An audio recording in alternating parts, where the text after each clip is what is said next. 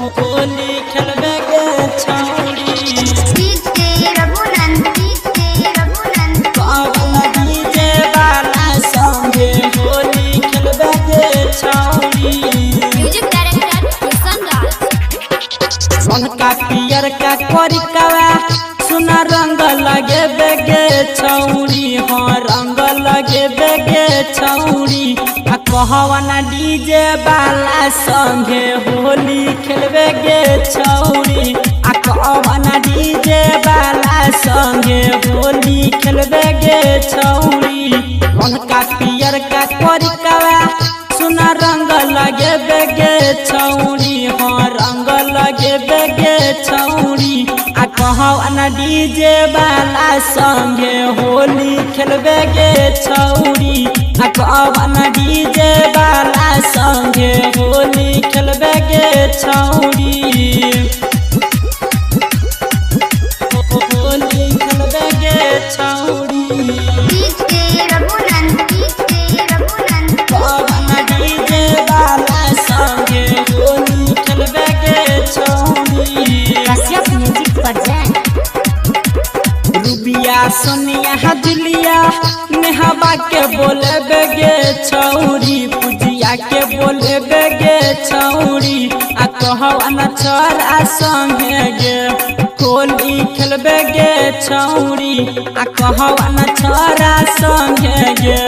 रंग लगे बेगे छौरी कहवाना छोरा संगे गे रंग लगे बेगे छौरी रंग पियर का कोरिकावा सुना रंग लगे बेगे छौरी हाँ रंग लगे बेगे छौरी कहवाना डीजे वाला संगे होली खेलबे गे छौरी कहवाना डीजे वाला संगे होली खेलबे गे छौरी म्यूजिक पर जाए होली खेलबे गे छौरी कहवाना डीजे वाला संगे होली खेलबे गे छौरी भोरे भोरे उठ के फोटा लाली लगे बेगे छौरी हाँ बाली लगे बेगे छौरी कहवाना छोरा संगे गए माजा उड़े बेगे छौरी कहवाना छोरा संगे गे होली खेलबे गे छौरी हाँ कहवाना छोरा संगे गे होली खेलबे गे छौरी रंग पियर का कोरिकावा सुना रंग लगे बेगे छौरी हाँ रंग लगे बेगे छौरी कहवाना डीजे वाला संगे होली खेलबे गे छौरी कहवाना डीजे वाला संगे होली खेलबे गे छौरी होली खेलबे गे छौरी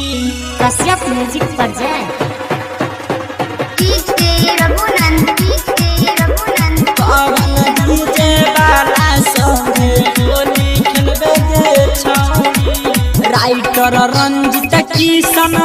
के फिर से बोले बेगे छौरी हाँ फिर से बोले बेगे छौरी उहे रमन जी यादव के